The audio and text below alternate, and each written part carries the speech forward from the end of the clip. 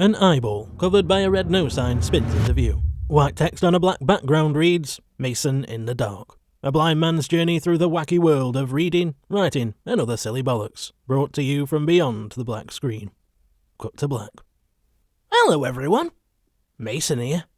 How you doing? I know you might not have noticed because I'm extremely private and secretive about it, but I am in fact completely blind.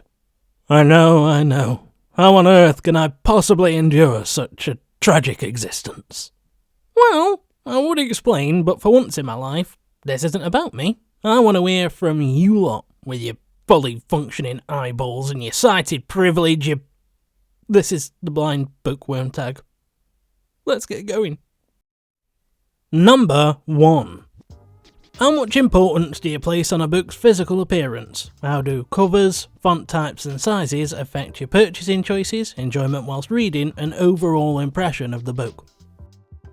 Number 2. Have you ever purchased a book based solely on physical appearance only to be utterly disappointed by the contents? Hashtag sighted people problems. Number 3. Have you ever recommended a book to a friend based on physical appearance? Not theirs, the book's, obviously. If so, did they like it?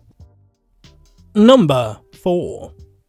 Can you think of a book whose cover would be particularly difficult to describe to a blind person? Describe it for bonus points. I'm going to stop saying number now and just say the numbers. So, 5. Is there a book that you absolutely love that would be especially difficult for a blind or visually impaired person to enjoy due to a reliance on physical descriptions, illustrations, or other visual aspects? 6. When it comes to physical descriptions of people or places, what's your mental image like? Is it more abstract or fairly distinct? Does it depend on the writing? 7. Have you ever had to take a break from reading due to fatigue from straining your eyes? Did you take a break altogether or just switch to another format? 8. If you could read a book with any sense other than sight, what would it be? Would you switch to audiobooks or perhaps use Braille if there was no learning curve? Personally, I'd go with my nose. I can smell the plot twist. 9.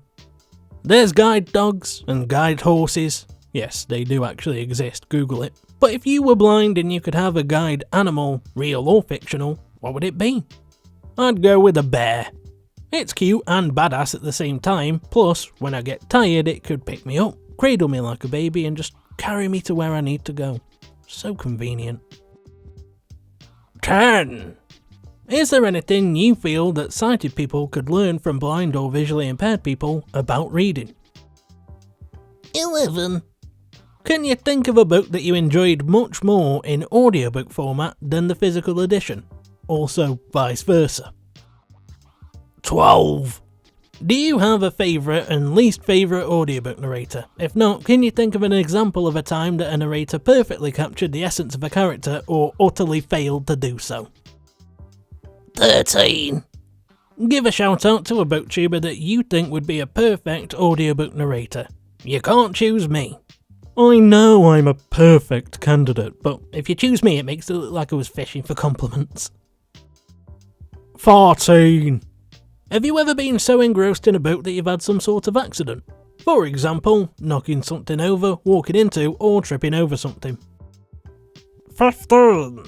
What is the most difficult, inappropriate, or inconvenient place you've had to sneak a book into to continue reading your current obsession?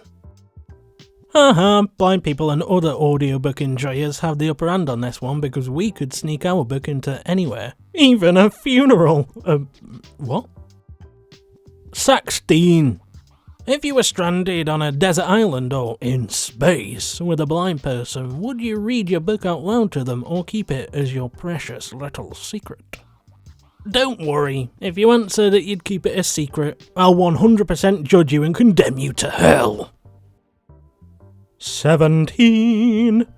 If your all-time favourite book was adapted into a film but you had to be blindfolded the entire time, would you still watch it? Would the presence or lack of audio description sway your decision? I wish you could see the facial expression I had to pull to muster that voice, especially whilst holding my nose.